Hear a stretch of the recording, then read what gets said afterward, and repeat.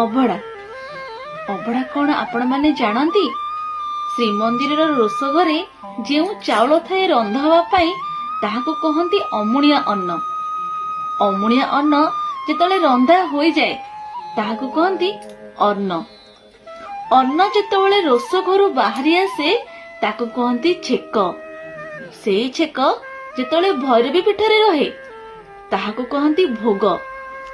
ଭୋଗ ଯେତେବେଳେ ତିନି ଠାକୁରଙ୍କୁ ଲାଗି ହୁଏ ତାହାକୁ କହନ୍ତି ନୈବେଦ୍ୟ। ନୈବେଦ୍ୟ ଯେତେବେଳେ ମହା ବିମଳାଙ୍କ ପାଖେ ଲାଗି ହୁଏ ତାହା ମହାପ୍ରସାଦ ହୋଇଯାଏ। ଆଉ ସେହି ମହାପ୍ରସାଦ ଯେତେବେଳେ ପଞ୍ଚ ପରମେଶ୍ୱରଙ୍କ ପାଖେ ଲାଗି ହୁଏ ତାହା କୈବଲ୍ୟ ହୋଇଯାଏ। ଆଉ କୈବଲ୍ୟକୁ ଯେତେବେଳେ ଭକ୍ତମାନେ ଗ୍ରହଣ କରନ୍ତି ଖାଦ୍ୟ ରୂପରେ ଖାଇଥାନ୍ତି ତାହା ଅଭଡ଼ା ହୋଇଯାଇଥାଏ। ଅଭଡ଼ାର ପ୍ରତ୍ୟେକ ଶୁଖିଲା ଅଂଶକୁ ଆମେ କହୁ ନିର୍ମାଲ୍ୟ। ଏହା ହିଁ ହେଉଛି ଆମ ଜଗନ୍ନାଥ ସଂସ୍କୃତିର ବିଚିତ୍ରତା।